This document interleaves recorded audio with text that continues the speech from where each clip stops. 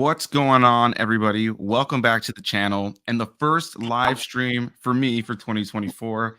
If you guys were following along at the tail end of last year, I was doing Random Rambling, which is essentially like a podcast series on my channel. Mike's been on it a number of times, and I just like to bring on somebody and talk. But unfortunately, those videos weren't doing a whole lot for me at the time, and I was kind of catching up on a bunch of 2023 releases, got lost in doing movie reviews, and completely sidelined live streams. But today, I'm very happy to be bringing back live streams on what I'm hoping will be a weekly series of having two guests join me as we discuss a film in full spoilers, going back and just enjoying some big classics and maybe some niche ones along the way. Today, I'm joined by Mike of Did You See That, as well as Adam from What the Gym.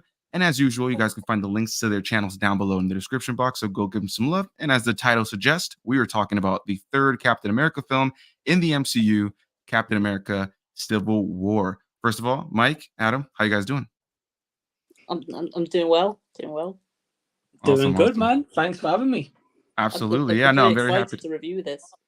Yeah, as am I, because this is one of the MCU films I have not covered on the channel, as we were talking a little bit before in the pre-show lobby. I started my channel around 2018, so anything that came out around that time and after, I've covered, but I've only gotten to a certain amount. Now, I did make a mistake. I was telling Mike and Adam, I was like looking through the list of things I haven't covered in order in the MCU, and I skipped over Ant-Man. So we are going to go back actually next week with two new guests to touch on Ant-Man, and then we'll move forward. I'm going to cover all the MCU movies like this, so everybody can kind of just join in fun discussion. And then, we'll, start doing a bunch of random niche ones along the way. But let's start off with where you kind of were when this movie came out. I remember for me personally, I was working at a Cinemark theaters. I was just a regular person who worked behind the cash register, just cashing people out for their popcorn. And one of the managers who really took a liking to me said, "Hey, man, we're going to be screening Civil War tonight. If you sneak around the back of the theater," because the manager didn't like any of the regular staff members to be at any of these early screenings, only the managers. He was like, "Sneak around the back of the theater. I'll let you in through a back door where there's no cameras, and you can watch it." So I watched it actually like 2 or 3 days ahead of its actual release in a Dolby theater with just like me and like 2 other managers from my job. So, Mike, we'll start with you. Where were you when you saw this movie for the first time? What was your experience like? And just give us your thoughts on the movie after revisiting it after all these years. Yeah, definitely, man. So definitely a different experience to you. I didn't work at the cinema. I'll say that. But one interesting thing though is in 2015 I got a cinema card which lets you go see as many movies as you want per month. So this was the year after, and I think this was the year I saw the most movies in cinema, which was 165 movies in a year. Oh, wow. Which is crazy, right? Absolutely crazy. So I remember seeing this movie. This is when they did midnight screenings back in the day. Right. Don't tend to do those anymore, which I do miss. I wish they did bring them back a little bit more. Right. I remember watching this with my brothers, I think it was, in the midnight screen. I think it was a double, no, maybe in a triple bill. I think they showed all the Captain Americas and Civil War at midnight.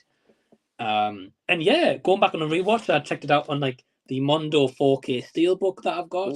That's nice, yeah. I saw that on your stream yesterday. Everybody should go back and check that out from yesterday after this. But I saw you show that off, and that's a beautiful, beautiful Steelbook there. Oh man, yeah, I love it. It's a really cool Steelbook. I'm happy to say on a rewatch, really enjoyed it. It was nice to go back to a Marvel movie that was actually good before the recent movies. But that's a discussion in its own self for a different time. But no, man, it was really cool to go back and revisit this one. There was a lot of bits I remembered, some parts I was like, oh wow, I forgot that was in there. Given that it's like nearly 8 years ago this was released. So yeah, insane. It's insane to see how much time has passed. And honestly, it was kind of similar to you, even though I know I've been a little bit more positive on Marvel entries than you have been in the last couple of years. I can't deny that watching a movie like this just reminds me of a time where like the hype was at another level. Every installment, every post-credit scene, everybody was excited. It was around that time where the Marvel Cinematic Universe was kind of like the classic water cooler, conversation, in the sense that the weekend it came out, anybody you talk to, man, woman, young, old, it was just so many people were excited for these movies. And nowadays it's become this thing of like, oh yeah, I haven't watched like 7 shows and I don't I missed like 3 movies. And the care isn't there as much. But Adam, what about you? Where were you at when this movie came out? What was your first experience with the film like, and what was it like revisiting it after all these years? Well, I was only a teenager when I first saw it. I was only 13. Wow, that's crazy to think about. Me working a full-time job and you were just a teenager. It's crazy. Yeah, crazy. But But yeah, what I about now, remember revisiting it? when I saw it. I thought it was really good, and upon revisiting it, yeah, it definitely is a really good movie. It's one of my favorite films in the MCU. Yeah, no, I'd have to agree for sure. Rewatching it for me personally, I know, Mike, I saw your letterbox review for it, and I know you liked mine. I gave it a 5 star. I think the movie is just top notch. There's a couple of little gripes I have here and there, and I do agree with some of the sentiment you had about it being pretty overstuffed. But man, this movie for me was just such a joy to go back and revisit. I think it's just like it's the second film directed by Joe and Anthony Russo, who of course did The Winter Soldier, which is probably the most beloved Captain America film and one of the most beloved in the entire MCU, and would go on to just absolutely kill it with Infinity War and Endgame, just bringing it all to a head so beautifully. And I just think what they do here and so much of what's done in this movie is what makes things like Infinity War and Endgame so special. Like so much of what they're able to do narratively is so established in this one movie. And after this, there'd be a bunch of like movies on their own, spin-offs with, of course, it all building up to Infinity War and Endgame. But without Civil War, you just wouldn't have that impact. And yeah, I just thought it was so cool to go back to. The action's fun. There's so many characters. There's just big moments. And then also they're able to do such a cool thing of kind of centering the story on Captain America amidst what essentially is an Avengers movie. So yeah, I guess just overall, when it comes down to the whole experience, I just thought it was a great time. So for anybody who's unfamiliar with the story, or maybe you've seen it but it's been a minute, the base premise of this movie is that the Avengers are on or at least a segment of the Avengers are off on a mission at the beginning in Nigeria, where they're chasing down Crossbones. There's a lot of cool, fun action there with Black Widow and Falcon. You have Elizabeth Olsen as Wanda. You have Chris Evans, of course, as Captain America. And this whole altercation leads to a bunch of deaths of a bunch of individuals in Nigeria, and some of those are Wakandans. This leads to the Sokovia Accords being written, where they essentially want to kind of tie down the Avengers to the United Nations and not allow them to be their own private organization. Captain America is not about that. Iron Man, who's feeling the guilt of having met somebody who lost somebody due to one of their action sequences. Yeah, he's on that side of like, maybe we should have kind of rules and regulations, and it creates this divide. And when I saw this movie was going to be made, I was so excited, but I was a little worried because the comic books, for anybody who's familiar with the comic book iteration of the story, literally has hundreds of characters, like of the characters that you would expect from Marvel. So if you look at some of the poster art or some of the comic book shots, I mean, you have sides with like Venom on one side and freaking Dr. Octopus over here, and like villains and good guys, like super powered individuals all over the place that are on each side. The war was way bigger. So I was like, okay, they're clearly not going to be able to do that for this movie without it feeling like overly bloated. So they had to kind of make sure that the core idea of Civil War was there with a bunch of characters in this one movie. And yeah, just between the conflict that it kind of brings between these two sets of characters who all respect and love one another, as well as just like being able to just see how it develops what's to come later on. It introduces Chadwick Boseman as Black Panther, and I think a great introduction, as well as Tom Holland as Peter Parker, Spider-Man. And I think the movie does a good job of like not making them just feel like these kind of throwaway characters. It gives them something to do. It kind of makes them important. And yeah, there's a whole underlying story going on with Zemo as the main villain, who in this film is not like the comic book version where he has like the costume. He'll get that later on in Falcon and the Winter Soldier when he reappears.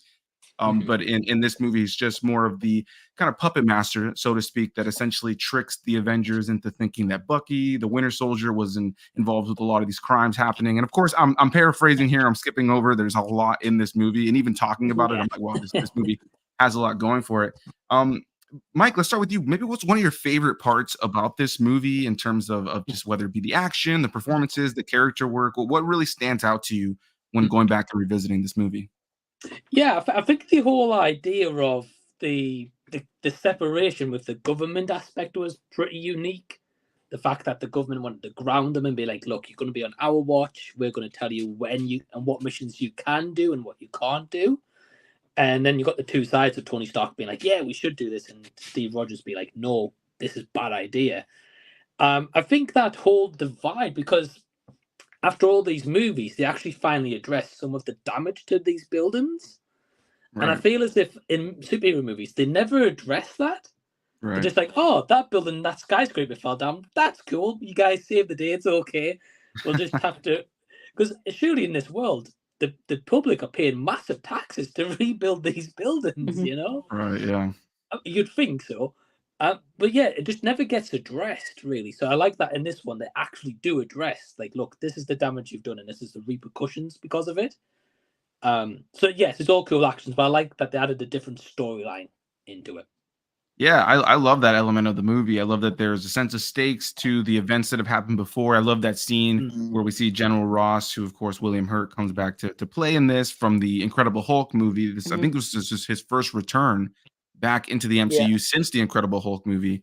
And, of course, now he's appeared in a couple other movies, including Infinity War, Endgame, all that, as well as Black Widow. But, of course, unfortunately, has passed away and will be reprised in future films by Harrison Ford.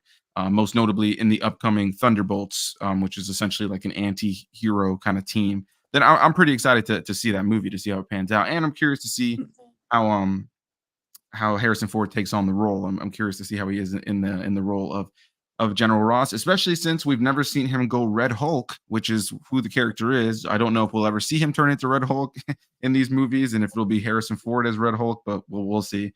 But yeah, in terms of that element of the film, I do agree with you. I think it's really interesting, and it creates a fun divide, and especially after having seen something like the new Godzilla and Kong movie, where it's like people are just getting decimated, and there's no conversation about how many deaths have happened in a movie like that. It is nice to see a big action movie kind of address that. So, Adam, what about you? What are your favorite parts about the movie? What really stands out to you with this movie?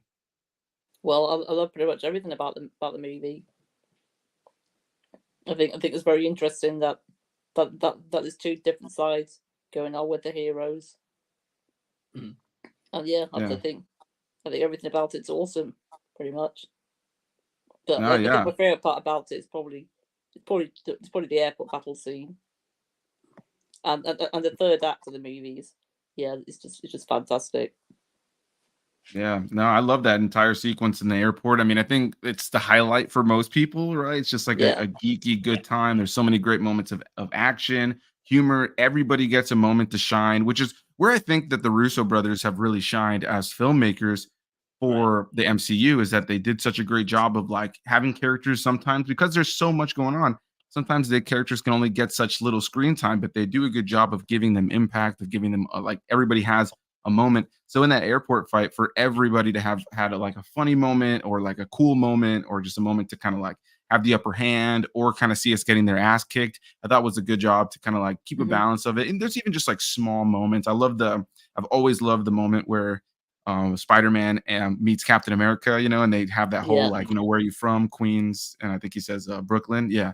So I love that whole moment. There's like a sense of respect between both sides that are fighting, so they're fighting, but there's, like there's even the scene where Wanda, takes out Black Widow and tells Hawkeye that he was pulling his punches. There's so many like great little moments of character amidst it all.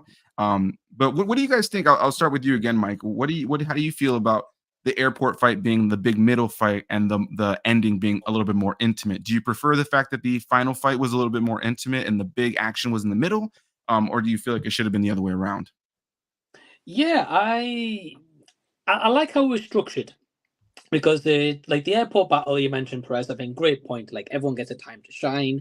We get the introduction to Tom Holland's Spider-Man, which was really unique going back to see that. Right. I was like, wow, okay, like he looks really young. He's kind of like what we would be like if we saw Captain America. We'd be like, whoa, what? Like he's here? Right. Right. Like he geeks out because he sees all these heroes in one place. Which I thought, wow, that makes him realistic, like relatable. Yeah, same with Ant-Man. They did the same kind of thing with Ant-Man when he gets out of the van, like his kind of like geeking out over them was and pretty it's like awesome. like shaking his hand constantly. Right. How you doing? Yeah, so I think like the airport battle scene's great. I do have a few nitpicks which I'll get into a little bit later. But yeah, I think it's great, and I think the final battle is also really good, where it's Iron Man versus Captain America and Winter Soldier as well. Again, I do have a gripe with that, but I'll get to it a little bit later. But to answer your question, I think the airport battle scene and then the last intimate fight really sets the mood for the film. Yeah, for sure. What about you, Adam? How do you feel about the biggest battle being in the middle and the finale being a little bit more intimate? Do you feel like that was the way to go, or do you feel like it should have been the other way around? I think it definitely was the way to go. It makes the film a bit more unique as well. Yeah, for sure. I would definitely agree. Is there a character that you guys think is the best character in this movie who has like the best moments? Obviously, I think most people will probably lean Captain America or Iron Man because they're kind of the main faces. So I mean, I do agree to an extent. I think Captain America is pretty awesome in this movie, and Iron Man. Though, before we even get into all that, I have to know this is a very important question. Adam, we'll start with you. Team Captain or Team Iron Man in this movie? Whose opinion do you agree with? Well, for most of the movie, I'm Team Iron Man, but as the film went along, I became more Team Captain America. So Nice. I'm a bit of both, really. Yeah, I think I'm a similar boat. I think I lean a little bit more Cap overall. I think that in the end, I think the movie kind of depicts that his way was the right way, right? Because in the end, you have everybody being put into the prisons, and he's kind of like, oh yeah, I didn't expect it. He tells them when he shows up to that water prison, he's like, oh yeah, I didn't expect them to put you here. This is the place for like, crazy people or psychopaths. And then, Hawkeye's like criminals, which didn't mean us before, but now means us, So what about you, Mike? How do you lean? I know you have a hot take on this one, so let's hear it. Yeah, definitely. So 100% Team Captain America all the way. I think it's also because like if we were a superhero, right? I know it's probably never going to happen, right? But if we were, like, I wouldn't want the government to tell me like when I can't, and when I can use my powers. Right. I just think it, like for example, imagine if the government controlled the Avengers when Infinity War and Endgame happened. Right. And they might be like, oh no, you can't leave. Let Thanos do what he's doing. It's kind of like, like what can be dictated. Yeah, I just didn't really see the reasoning behind Iron Man. And it's only because I get the whole reason, all these tragedies, and then he met someone who lost a child. But surely in these other incidents that happened before then, there must have been some casualties, right? Right. Got to have been. And all of a sudden it takes this one little child and he's like, oh, yeah, what we're doing is not right. Right. It begs the question: had nobody else said anything about, or like he had not seen maybe a news article about the casualties that had happened in the past? It did take this lady for him to be like, yeah, you know what? We have been kicking ass crazy and just like leaving just a bunch of dead people in our wake. So yeah. And you're not a fan of Iron Man altogether, right? Or like, nah, that's crazy. So are you just not a fan? Like, do you like Robert Downey Jr. as the character, or you just don't like Iron Man at all? So I like Robert Downey Jr. I think more like as the later movies go on, like Infinity War and Endgame, I quite do kind of warm towards his character because it's like he had really like witty and clever dialogue. Not to say he doesn't in the Iron Man movies, but yeah, I don't know. It's just something about his face I didn't like. I'll put it that way. It's a bit like a Natalie Portman, bro. You know how I feel about her. Whoa. Now listen, I've got Natalie Portman on my my wall in 3 different phases there. So we're not gonna do any hate of Natalie Portman on this stream. You're breaking my heart, Mike. I know. He's always coming for my heart on that one. He's always coming for my heart. Every time I hear you say it in a video, I like wanna my part for me that loves you as a friend is like, all right, I hit the like button, keep it there. Then I hear you say something negative about Natalie Portman, and my finger starts to hover over the dislike button ever so slightly. Now, a big question about this movie, though, that I'm curious about your guys' thoughts. 2 major characters that are mentioned here, but that are completely omitted, are Thor and Hulk. Adam, we'll start with you. What are your thoughts on that? Do you think that you think that they should have been included in this movie, or do you think it would have made it a little bit too overstuffed with the original characters we already have, as well as some of the new ones like Black Panther and Spider-Man who are introduced? Yeah, I think I would have made it a bit too stuffed. There's already quite a lot of characters in the film. Yeah, the airport scene would have been crazy. Nobody would have survived if Hulk and Thor. You would have Hulk smashing loads of airplanes and Yeah, destroying the airport. yeah, I couldn't agree more. That wouldn't be good. I wonder which team that they'll be on, though. Right. I almost feel because what's it called? Black Widow alludes to the fact that there's no way that, Banner would have sided with the government. And I also think Thor would not have sided with the government either. So yeah, Cap's team would have been OP in that fight. They would have got away no problem. I think they were anyway, because they had Scarlet Witch. Right. And in here you kind of see the start of, I mean, I know it's been explored in Ultron, but you see more of her powers here, and like how much, especially with like the fire with Crossbones when he's going to explode himself, right, as well.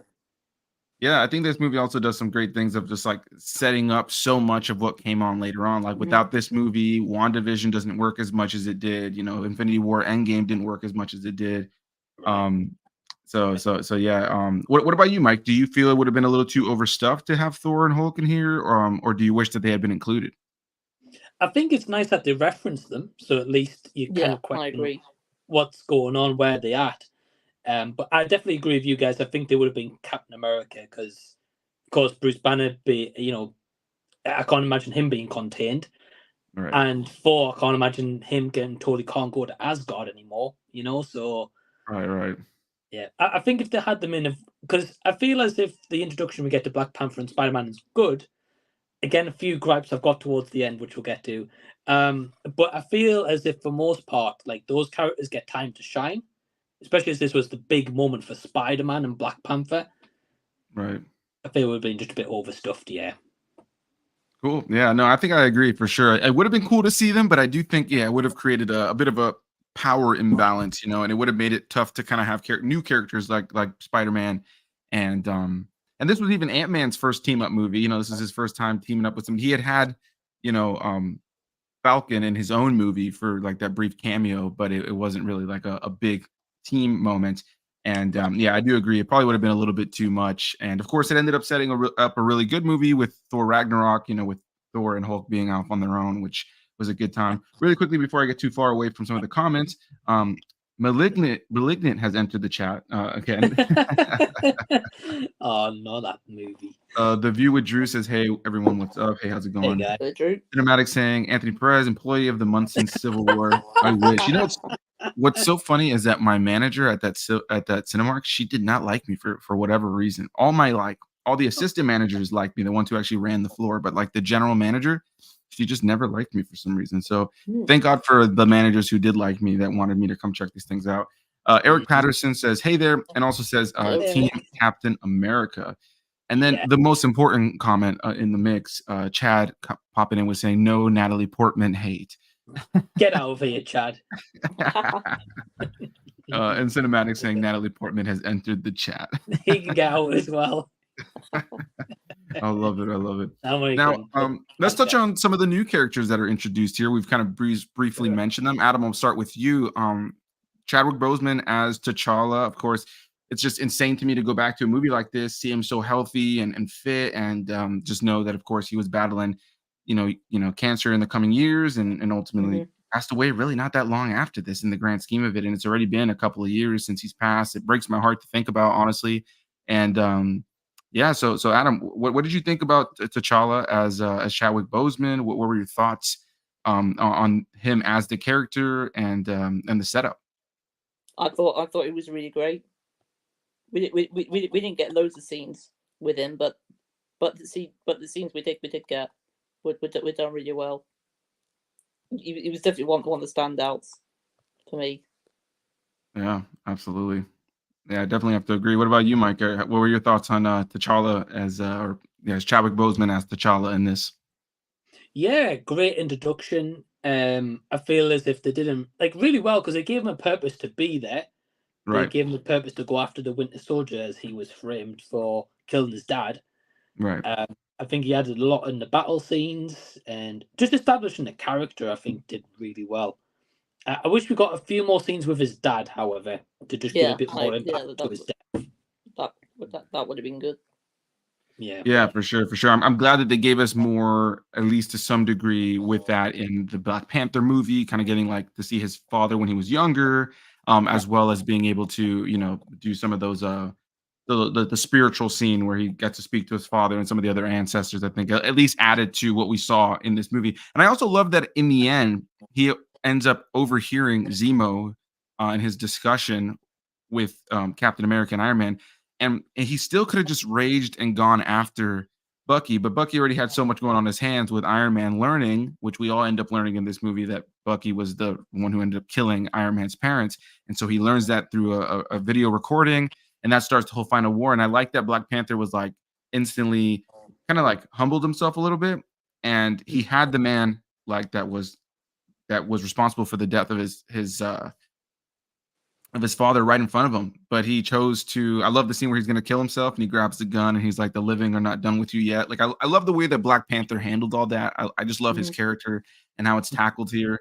And yeah, I agree with you guys. I think they do a really great job with them. And I think the other biggest and maybe the biggest standout of this movie in terms of a new introduction, something people wanted for years. We were getting the Amazing Spider-Man movies just alongside the MCU, and they were never connected. People kept wondering why, and it was because of the divide with Sony and Marvel. And while Sony is still off doing their own thing with the Venom movies and Morbius and Madam Web and all that, thankfully they've still given us like the Spider-Verse movies, which are substantially better than everything else I just mentioned. But yeah, they ended up finally, tying the knot, so to speak, with Marvel, and we finally get Spider-Man in the MCU with Tom Holland. We talked a little bit about him briefly. Mike, we'll start with you this time. Thoughts on Tom Holland, his introduction? You said you had some gripes on it too, so feel free to throw them on in here. Yeah, so I feel like it was a really cool introduction. As you said, Perez, we were all waiting for Spider-Man to come in the MCU, whether it's Tobey Maguire or Andrew Garfield. We got Tom Holland, so everyone was like, "Who's this guy?" Right. But when that first trailer dropped, and you get that end shot with Spider-Man landing on top of the truck or whatever it was, and he's like, "Hey guys," whatever it is. Everyone's like, "Wow, this is great to see him here. Like, what impact is he going to have in the movie?" And I feel like he does a great part in the battle scene overall. He does make a great Star Wars reference, I will say that. Yeah. Right.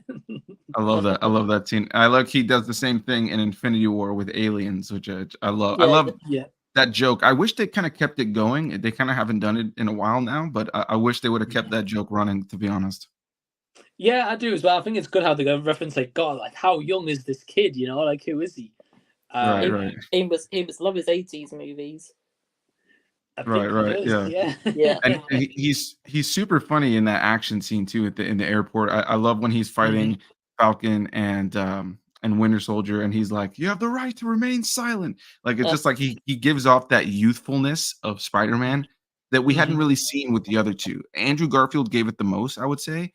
But I feel like this one he captured the quippy silliness of the character from cartoons and stuff like that, especially when he was in the mask. But anyway, I cut you off. I'm sorry. Continue with your thoughts on Spider-Man. Oh no, you're good. You're good.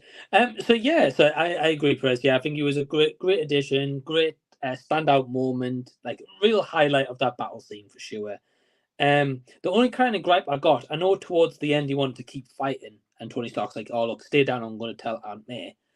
And I guess there's a bit of a gripe I've got with that whole part. It's like some of the heroes we don't really get addressed at the end. They're just left at the airport battle scene, and that's kind of it.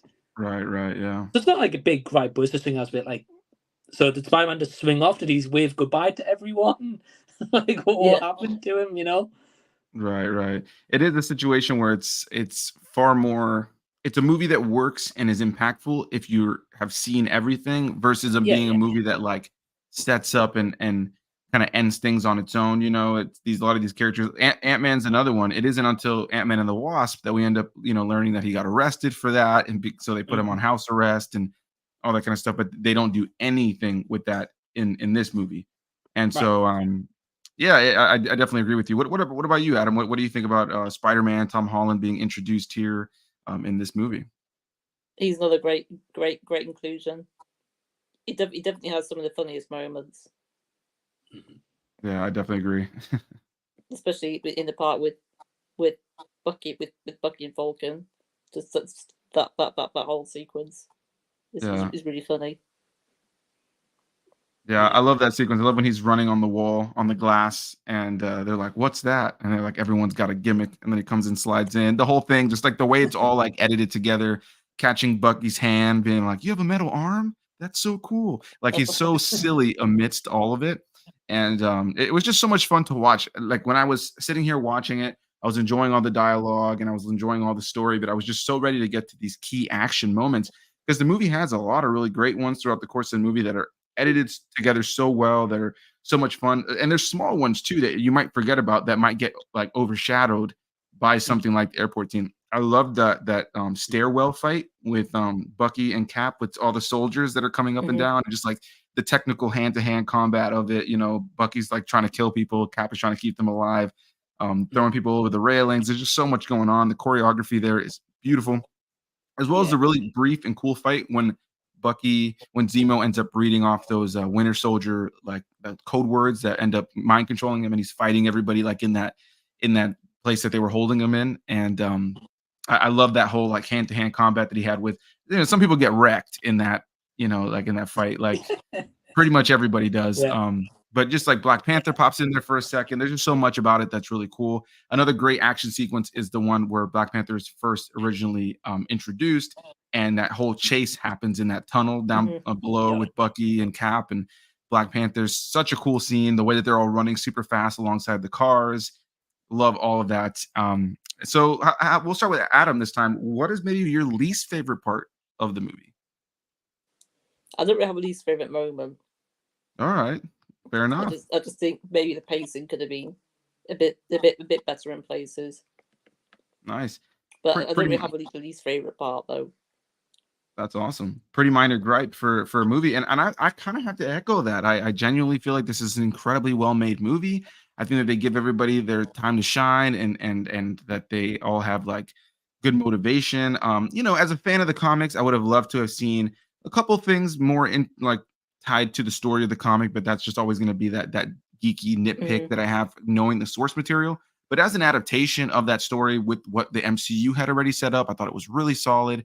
Yeah, if I had to lean into any gripes, though, I would say that they sometimes didn't do enough with Zemo throughout the course of the movie. I think that he's an interesting villain, and I like the idea of there being this puppet master who which wants to kind of stir the pot, so to speak. But I do have a part of me that wishes that they had done a little bit more with him. Mike, what about you? What was your least favorite part of Civil War? Yeah, I've definitely got to agree about Zemo. Yeah, I think as you mentioned, Perez. Yeah, I kind of echo what you said. Cool villain. He does stay the part. Obviously, he's there. That's the whole point of him, really, to do that. But I just felt like they could have maybe given a bit more depth to him, or a bit more motivations to him. I know we get that later on in Falcon and Winter Soldier and stuff, and he gets the mask. But yeah, I've got a question for you guys though. Yeah. And I feel like this could have maybe made the ending a bit more impactful, because of course Iron Man, the whole point of him is trying to go after Captain America to stop him going to Serbia. Do you think War Machine should have died? It would have been interesting. Adam, you can tackle this question first. I don't know if I've got a definitive answer. Okay. Yeah. No, I can't say I blame you. I think it would have been interesting. And now we're in this. Have both of you guys seen Secret Invasions? Yeah. No, but I know what happens. All right. Do you know what happens with Rhodey at all? Yeah, I believe so. All right. If not, I'm gonna I guess spoilers here for anybody. You know, the show's been out for a little bit now, but yeah, we have Rhodey throughout it, and there's multiple characters that turn out to be Skrull, that were just Skrull undercover. Rhodey's one of them, and he's one of the many characters that are revealed at the end to have been like in a secret lab that the Skrull had, that he was like unconscious for a while, but they never really say how long it's been. And the producers of the show kind of alluded to the fact that the Rhodey we've seen in certain movies may have been a Skrull for a while. So we don't know how long it's been exactly just yet. So I am curious if at some point after this or around this time, the Skrull Rhodey kind of like slipped in to fake being Rhodey, But I mean, if he would have died, it would have been interesting. But I will say the best part, number one, I love that sequence of him getting harmed and like falling down, like the way it's all shot, the intensity of Iron Man's, like that great shot of Iron Man holding him, is just looking distraught. I thought that was so cool. And it just really you feel the characters. You really do feel for the characters. Even the way that Falcon flies down and says he's sorry. Like you have these two sides of characters that are all fighting each other, but they all have like a respect for one another. They don't really want to hurt each other. They just kind of are trying to one up the other one. So it's I like the way that they handled that. But I love the fact that at the end of the movie we get that great Stan Lee cameo where he shows up asking for Tony Stank, and it works so well because Rhodey's there and all that kind of stuff. Time, that bit. Yeah, so funny. I remember it's the first time seeing it. I saw it, like I said, in that screening, and it was just quiet because it was only like 3 or 4 of us watching it. But then I got to see it like when it actually came out with like a general audience, and to hear everybody kind of like have a huge laugh with that. Yeah, it's definitely a crowd pleasing moment. But it's one of my favorite Stan Lee cameos. Yeah, I would have to agree. It's super funny, man. I miss that guy so much. It's such a shame to think about how many Marvel projects we've had now in an age where we've gotten so many more than we ever did before. There's so many that he's just not a part of now. That just breaks my heart. But thankfully, there's still so many movies that are part of the MCU and not part of the MCU. That still feature him in it for sure. Definitely. But yeah, so Mike, did you finish saying what your least favorite part of the movie was? Yeah, so I was just saying about like the Zemo stuff, and yeah, for me, the reason I ask you guys that question is I think War Machine should have died because, like how, as you said, Perez, like how it was filmed was beautifully done, and you know when we had that moment with Gwen Stacy in Amazing Spider-Man 2, how impactful that was. Right. This had similar vibes because it was because of Captain America flying off in the Quinjet made War Machine go up there in the first place. Right. Yeah. And with him falling down, and like because. As you mentioned, like, you know, when Iron Man's holding him that close and Falcon says sorry and he blasts him to get away, basically. Right. I just feel like, because he goes chasing Captain America straight away anyway afterwards, I just feel like with that hate and vengeance, like that would have just added to the passion as to why he's really annoyed with Captain America. Right. So I think it kind of missed a beat with him having been alive in a way. Yeah, no, I can totally see what you're saying. It's one of those tough decisions, right? Do you kill somebody and like make it an impactful moment and that kind of like pushes things forward, or do you kind of leave it as something where the character survives, but it was still kind of like a big hit to the characters? I think it would have been super impactful for sure. I'm glad we kept Rhodey around for the sake of what he was able to do with like Infinity War and Endgame. But you know, revisiting this movie now in an age where we have so much discourse across so much Marvel stuff these days. There's, you know, some people love certain things that still come out, and some people like just downright hate it. And even back in the day when there was discourse around these movies, there was still at least a unified vision of enjoyment for most people. So Adam, I'll start with you. What do you think when you watch a movie like this, which I think you mentioned right before the stream? I think this is like your number 4th like top MCU movie. Yeah. What do you think has kind of changed and gone wrong, if you think that's the case? With the newer Marvel stuff versus this era when we were getting stuff like Civil War? Maybe it's the characters. The characters are a lot more stronger here than they are in the newer MCU films. I can't really think of any of the reasons, really. Yeah, I think they did a great job with the characters in this era. Like there was the acting, the actors that they chose, the writing around them. They all had moments to shine. Well, what about you, Mike? Because you've been really vocal. I know you and I have had some like guys. We've had some straight up like UFC matches in texting, going back and forth about certain movies. To the point where we got to be like, "Yo, sorry, it got so hot in that conversation." Like multiple times, it happens with Mike and I. So, but with all love and respect at the end of the day. Mike, well, what about you? As somebody who's like struggling with a lot of Marvel content these days, what do you think has really changed from this era, even less pre-Endgame stuff, to where we are now, multiple years post-Endgame? Yeah, definitely, man. So yeah, bro. Like, I agree. It's all with love and respect when we have a chat. It's good to have those conversations. I think for me, like going back to this movie, and I do want to thank you as well for having me on and having me go back and rewatch this, because it's actually a real blast to check this out again. I think because before we get to that movie, we've already had 2 Avenger movies where it was only like the main 5, 6 of them teamed up, and they slowly got introduced. So basically, character and world building. So they came together pretty quick after that. Then there wouldn't be so many movies between where we'd see that hero again, and they'd still filter into the storyline. So by the time we got to this, we've already seen a lot of the characters, but they introduced Black Panther and Spider-Man, but still gave them enough so you cared about them and you want to see what their next movie was going to be or project. Which ultimately this was building into like a big storyline of Infinity War and Endgame, and every movie came out, you were excited, and the hype to see the next one, I was crazy. I was like, wow, I can't wait. Midnight screening, I'm there. Right. Whereas I feel like after Endgame and more after like No Way Home, to answer your question between then and now, I think nowadays they've introduced so many new characters in their own separate thing, but they've not put them into like a purpose as to what they're doing. Right. So like these characters, I say you'd see them like every other movie or 2 movies. Whereas like nowadays, like Moon Knight, for example, like where's he been since the show's ended? Right. Yeah. And more like She-Hulk, where is she at the moment? And I could go on and on and on. I'm not going to. So I feel as if there was a big, strong narrative story they were telling originally, and I feel like nowadays, until they get to that point, all these different people we're getting introduced to are often their own universe, so we don't know what's going on. So it's like there's no solid Avengers foundation, I think. I don't know if you guys agree with that, but that's my take on it. Yeah, I've got to agree with that. Yeah, no, I definitely agree with that. For sure. It's I think we're in the. What was that you said? I just said it was a shame. Yeah, no, I definitely think it's a shame. I think I've been so positive in this hopefulness that we're gonna get that kind of cohesion again, but we ultimately find ourselves in a place where we're consistently getting all these projects that a lot of them individually are cool, some of them not so much. A good example for me is like Miss Marvel, one of my least favorite Marvel projects altogether. I don't think it was a bad show, but I still enjoyed it. But it was just definitely one of like near the bottom of the barrel.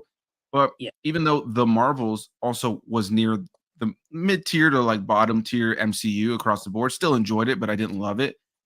Ms. Marvel was one of the best parts about that movie, and I think it was that kind of being able to invigorate this character who's excited to be a part of the Avengers into this team, like in a movie with some of the characters from the movies. I thought was cool to see. So yeah, kind of similar to you. I want to echo. It's like this struggle, so to speak, of like seeing all these characters in their own thing that just aren't coming together. And sometimes it's like the most random, small little appearances. For instance, we had Charlie Cox return as Daredevil from the Netflix shows in Spider-Man No Way Home.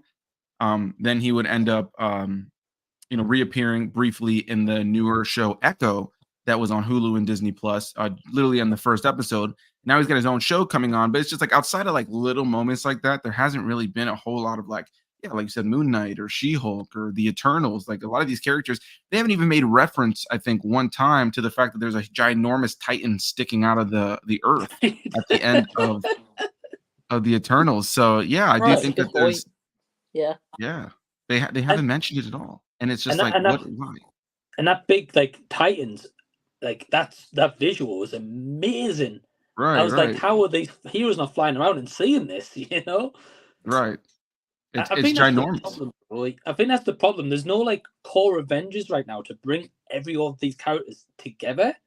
Right. There's no like for Captain America really to be like, right, let's call Doctor Strange, get him in here, or Moon Knight, or whoever. They seem to be trying to set up a new Avengers and also like a young Avengers, right? Which I've learned about through you.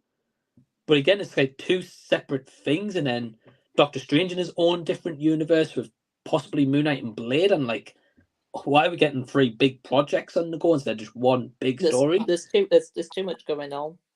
Yeah. Not to mention the multiversal stuff, because with the way that the Marvels ends, we see the X-Men are introduced, but in a different universe. They're not even in our universe. So, and that's something I'm very curious about moving forward. When you see a movie like this, you see the first couple Avengers movies, you see the Infinity War, Endgame, and some of the other stuff where we get to see like news broadcasts and different things like that bring up you have the ability to kind of have the bringing up some of these superheroes. We get to see kind of what the public opinion is of these heroes. Some people love them. Like there's like could be a jokey side to it where people are like, hell yeah, Hulk. And there's some people who fear them. And this movie obviously touches on where they're a little bit more dangerous, but there's other movies where they're kind of more lighthearted about it, where these characters are like kind of celebrities, so to speak, and they have superpowers. Now, a huge part of the X-Men storylines has always been the prejudice. The X-Men in general and their mutations are like a metaphor for racism and different prejudices in the real life, in the real world, obviously with superpowers. And so it begs the question of how they're going to be able to bring the X-Men into the MCU without the themes that make being a mutant like so integral. It's you even watch the X-Men movies, it's always an integral part of the storylines, is like the fear and prejudice against them. And so how do you do that in a world that already has a Hulk and Captain America and all these superpowered beings that people kind of praise? So I think they put themselves in a really interesting situation. That's probably why they put the X-Men in a different universe, but I'm very curious to see how they tackle that moving forward. And really quickly, to just tackle some of these comments really quick, Eric Patterson said Chadwick was amazing. I think we all kind of echo that sentiment. Cinematic saying the third movie definitely puts the trilogy as the greatest in the MCU, he thinks. I'll get real quick, let's run around the table. Adam, what's your favorite set of movies within the MCU? Well, I've got to say the Avengers, but Captain America is close second though. Yeah, I would have to agree with Guardians of the Galaxy being like right there for me with Captain America. Yeah, such a good set too. What about you, Mike? What is your favorite set of movies within the MCU? Yeah, I guess if we're going like strictly trilogy, probably Captain America, because Avengers are technically 4, I guess. If you right, I know it's one big kind of movie, but probably Captain America. All entries are absolutely solid. I agree. I remember you mentioned yesterday in your stream your favorite one actually is one that people tend to not really think about too much, which is the first Avenger. Why do you love that movie so much? Yeah, that's my favorite MCU movie ever. Maybe hot take. That one. Yeah, I think it's just because it's like such a really cool origin story. I think we've all had, kind of maybe times in our life where we've been like, oh, I wish we were taller or stronger, or maybe standing up to the people we couldn't stand up to, etc. So I think it's got like a lot of great themes to it. And I think Red Skull's a really cool villain. Bit underutilized. I would like to see him return properly in the future. But yeah, I just think it's a great movie. I get a bit too much hate, I think. Yeah, I definitely agree. I think it's a good one for sure. Yeah, I like it. Cinematic popped in here as well to say that the staircase fight is cool and leads to a great chasing scene, which introduces Black Panther, like we mentioned. Super cool. Chad coming in here with some hot takes, though, saying that his least favorite part is Spider-Man and the cinematography. Looks like concrete. Interesting. Chad, feel free to elaborate. If you're still watching, leave some thoughts down below. What do you guys think about Chad's hot take? Oh, man. I'm not sure what it means, but looks like concrete. I am a little confused by that, too. Man. Yeah, I've got to disagree with the concrete part, though. Yeah, I mean, say that moment where Iron Man's holding War Machine, the contrast of like the grey and the red suit, and then like the cinematography in the background is like just like the beautiful day out, but a really dark moment's happening. Yeah, I think the cinematography is great, but hey, each to their own. Right. I love the look and feel of this film. I love some of the shot, the tracking shots of action, and some of the just like hand-to-hand combat earlier in the film too. Here he chimed in real quick, actually, saying, "For me, the MCU is releasing too many movies and TV shows. This makes it feel overwhelming and less special versus when it was one movie a year with a clear overarching build up to the story." Yeah, I think that's something we can all agree with, right? 100%. Sure. D popped in here as well to say Mike gets an almost dislike for daring to take down the crown of Queen Portman. Yet I get threatened with bodily harm when sharing my thoughts on Avatar sequel. I see where the friend bias lies. I don't remember. What did I say to you? Did I say I slap you or something? I don't know. And here I am preparing for an overdue Orlando trip. Had my pockets and wallets open to hang out and tip you. Now I got to skip you. I love you, D. Did I tell you I'd like slap you or something for Avatar? If you hate Avatar 2 as well, yeah, I'll also hit dislike. And Chad also popped in here saying, with the cinematography, it has a gray hue to it. It's like the colors are drained from it. Yeah, it definitely has like a darker bluish kind of look to it. So I guess I can see what you're saying about the cinematography, which is always interesting to hear from Chad because he is a filmmaker himself, has made a couple of short films and feature-length films himself. So it's always interesting to see different people's visions on stuff like that. What do you guys think about the color palette and look of this film? Since we're on the topic of it, I'll leave that question up. We've seen other films in the past. You look at something like the first Avengers film, and it's so colorful and so vibrant. There's that shot of all the Avengers, the circle shot that everybody loves, and Captain America's in this bright blue costume that I think it looks a little cheesy today, but the Hulk is big and green and bright. The red on Iron Man pops. Adam, we'll start with you. How do you feel about the look of this film in terms of color palette and all that kind of stuff versus some of the other ones? Well, to be honest, I never really gave it much thought. Fair enough. I think, I think it looks a bit darker than those earlier Avengers movies, but I don't think of that as a bad thing, though. Yeah, fair enough. Fair enough. What about you, Mike? I think as the movies go on, they started to get a little bit more darker with the Avengers. Right. Like you mentioned, Perez, like first movie's got that bright blue. This one's a little bit darker suit. In the next one, Infinity One, he comes back. Obviously, he's sporting a dark beard, right? Which I think he looks badass with a beard, by the way. And then his suit as well is also really dark as well. So even Iron Man's, like his bright red, and it starts to get darker and darker as it goes along. Right. So I think it's just kind of natural progression, really. Like it's maybe, at the beginning it was like a bit light at times, and then as it's going on, it's starting to get darker and more dangerous. Maybe that's a resemblance with the cinematography, I guess. Yeah, I can see that for sure. I think there was maybe an intention in the beginning of the series to make the characters feel more like the comic books, And now as we've gotten further in and the stories got darker, they probably went with that approach. But I could see some people not liking that as much because Chad brings up a good point of saying that for context that he thinks the Black Panther films have great cinematography, utterly breathtaking usage of color, which I do agree with. There's some great shots with tons of color, especially with Wakanda and with Black Panther's suit being all purple. And there's just like great moments of action visually that are cool. I think with that though, Perez, it's a good point because with Black Panther, obviously it's in Wakanda, so it's in completely different area to where we see normally. Right. But then also if you take Thor Ragnarok, the colors are like bursting off the screen again because they're in like a completely different place. Right. It seems as if when it's kind of maybe on Earth, that's when it seems a bit darker. I don't know. Yeah, I would say so too. And then things like Guardians of the Galaxy are able to be like very vibrant as well. But I mean, it's a good criticism. I think some people could definitely like look at the look of this film and feel like it's maybe a little bit more muddy than some of the other things. In terms of like what this does for the setup of the future, we touched on that a little bit. Adam, we'll start with you. How important do you feel that this film has really been when you went back in hindsight watching it in terms of the setup of what we would get later on? Well, I think we watched it. It was more of the important movie than I first realized. Right. A lot of really important things happen with this movie that affects other movies in the MCU as well. For sure. What about you, Mike? What are your thoughts as far as the importance of this film now as a piece of the puzzle looking back all these years later? Yeah, I think like Adam said, really important. Like, Captain America goes missing pretty much after this movie. Right. And then we see him kind of return out the shadows in Infinity War. Right. Where he's got a beard, like he looks a bit completely different. Yeah, he hasn't even got his shield with him either. No, he hasn't got his shield anymore. You're right. Yeah. So, because at the end you kind of think, oh yeah, Tony can call him any time, but you kind of think, well, where's he gone? When's he going to reappear? If any time. Right. And then of course, as you mentioned in the movie, they allude to Thor and Hulk.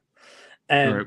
Which, of course, we've got Thor Ragnarok shortly after this, so it alludes to their coming in a way, So, kind of just give you answers going forward, and then, of course, Black Panther movie, Spider-Man movie, and we know what happened with their legacies. So, pretty pivotal, really. Yeah, no, I would have to agree. It's definitely an important film, I think, moving forward for so many things. I mean, there's just so much about this that really sets up the stakes and the heaviness of things moving forward. I mentioned WandaVision earlier as one of those that just like really that initial setup of the real bond between Vision and Wanda is essentially created here. You got Spider-Man coming into the fold. You got Black Panther coming into the fold, all kind of being given their own time. I guess if there was anybody that I would say is the one character, and I guess I'll pass this question along. If there was one quick character that you had to remove from the movie that you feel was just kind of there for some cool moments of action and visual, but didn't really add anything, I think for me it'd be Ant-Man in the grand scheme of things. I still enjoyed his inclusion, but what about you guys? Mike, we'll start with you. What's maybe a character in here that you feel could have been excluded from the full mix? Another one I'll throw in the mix really quickly as well is one thing we haven't even discussed is the passing of Peggy Carter in this movie. So you have Sharon Carter, her niece, that's in this movie, and her and Cap end up kissing in this movie. And while they did bring her character back into Falcon and the Winter Soldier, they ultimately haven't done really much with her since Civil War in the grand scheme of it. And it is kind of weird to me still that, Cap was, especially seeing where Endgame goes, and he never has a relationship with Sharon, for him to kiss her in this movie, and then later on he goes back to the past. It's a bit weird. Yeah. So Mike, well, who's your least favorite character or something in this movie that you think could have been cut from the movie? And what are your thoughts on the whole Sharon Carter part of it? And then we'll roll that over to Adam as well. Yeah, sure. So yeah, I think I would agree. Probably either Ant-Man or Hawkeye, because Hawkeye doesn't really do anything except from the battle scene. That's kind of about it. Whereas like most of the other characters, or at least in the rest of the movie, they've got a purpose as to why they're on either side.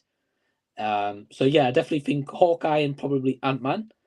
But in terms of the Sharon Carter thing, yeah, going back and rewatching this, I remembered her being in like Falcon and Winter Soldier, and I was like, oh wow, she's like and I was like, wow, she's like a really cool character.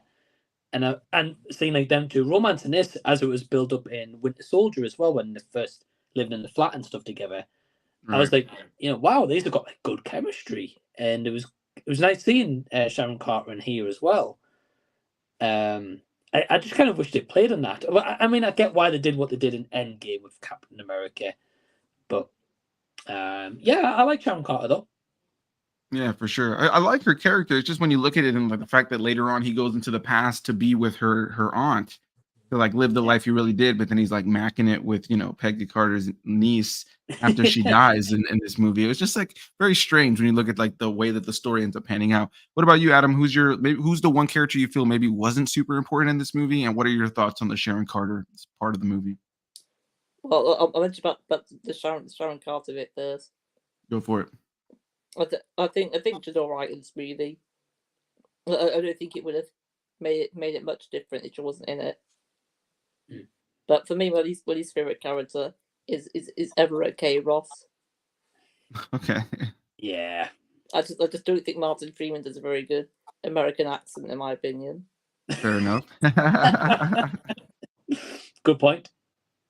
It's crazy because watching this movie, all I can see is Bilbo Baggins. It's funny to see him in this, and to like, it's kind of wild to me that he would go on to become such a recurring character, most notably in the Black Panther movies. Like, if you would have told me, hey, there's going to be one character from Civil War who's a reoccurring character in the Black Panther movies, who's just kind of like a wild card in the mix, who would you think is going to be? The last person I would think it was going to be was him, to be honest. I like him as an actor, but his character has always just kind of been like enjoyable, likable. He reappears also in Secret Invasions, and I just feel like they never really do in abundance with his character, but they've made him super important as far as like kind of threading the needle with like some of these TV shows and movies and stuff moving forward. So that's actually an interesting part looking back. But really quickly, I see Chad chimed in one more time saying that I do want to make it known that I do like this movie. I think it does a good job of showcasing Iron Man and Captain America's different perspectives, as well as setting up Infinity War and Endgame. Yeah, I think we definitely all agree with that. Yeah, for sure. Definitely good points there. And we're coming up to about an hour. I know that, like I said earlier, Mike has to work. He has to work tomorrow pretty early. Adam could only go on the stream for about an hour. And I think we've discussed this movie pretty well. We've talked about our positives, our negatives, and a big thanks to anybody who chimed in and commented down below. I'm going to use this moment really quickly for our gentlemen here to share what they got going on their channel. But before we do that, you guys can find the link to their channel down below in the description box, like any other time I have a guest on. And I'll just say again, Mike, Adam, thank you so much for joining me as part of this first set of reviews I'm going to try to do weekly with live streams, covering some of these MCU movies I haven't covered already. And Mike, I'll throw it to you first. What's going on over on your channel? What can people expect? Go ahead and plug whatever you want to, my friend. Yeah, man. Well, thanks for having me, Perez. Really appreciate it. It was a blast to go back to this movie and talk it up with you guys as well. So thanks for having me. In terms of stuff coming up, yeah, man, I'll be honest. So I'm working the next 2 days, and then I've got 4 days off. So I'm gonna have a bit more time to do some content then. I'm probably going to drop either tonight or tomorrow my ranking for all 9 American Pie movies. Hell yeah. So that'll be interesting. It was interesting watching all of those. So I've got that coming up. Possibly a review for the first Omen when I see it next week. I've got a review for Monday due called Max Beyond, which is a new anime kind of style movie coming out. Nice. So yeah, man, that's about it from me at the moment. That's awesome, man. That's awesome. Yeah, I've been enjoying reading your reviews on Letterboxd for the American Pie movies. You know, I have some videos like that planned myself coming up soon too, covering some big series. Austin Powers is probably the next one that's coming. I just finished rewatching all of them, working on my review for that. Should have that out hopefully in the next week or so. Just been having so much new content. What about you, Adam? What can people expect over on your channel right now? Well, first of all, thanks for having me on your channel. Of course, man. It'd be great to talk about the Civil War. But I recently did a video today. I did a contest entry, and I ended up singing the song in it that I wrote. That's awesome, man. It's not a very good song though, but it's definitely something. It's definitely something. That's awesome, man. I'm trying to get 600 subscribers. I'm very, very close to getting there. I think I'm only 10 away. All right. I hope you get there. Subscribe to this guy right here. Next few weeks. Yeah, guys. Make sure you guys go down below and go subscribe to his channel. He's only 10 away. Go give him some love. Let him know I sent you. Mike, Adam, it's been a joy talking to you guys. As far as for me, I got some great stuff coming up on the channel as well. I just dropped a couple of reviews for some newer movies this week, like Monkey Man, as well as The First Omen. I also, next week, we'll have a review for Challengers with Zendaya that I got to check out quite a bit earlier. That movie doesn't come out till like the end of April, but I got to see it earlier this week. The review embargo for that is the 12th of April, so look out for that. And then on Monday, I'm checking out the new movie Civil War, so I'll have that review out for you guys as well. And then some fun in the mix too. I got a little Marvel animated movie review, double feature review that I got coming out with the Big Rob Theory in a couple of days. I got that currently on the channel on private, so that should be out soon. And if I'm not mistaken, hold on, let me check something really quickly before we end this. If I'm not mistaken, yeah, my next review, my next video should be my 1000th video, if I'm not mistaken. Wow. So what are you going to do to celebrate?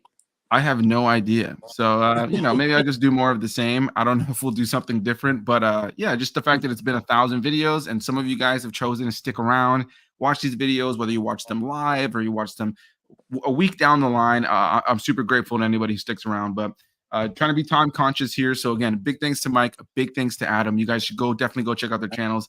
Links are down below, and we'll see all you guys in the next one. Thank you so much for watching, everybody. See you.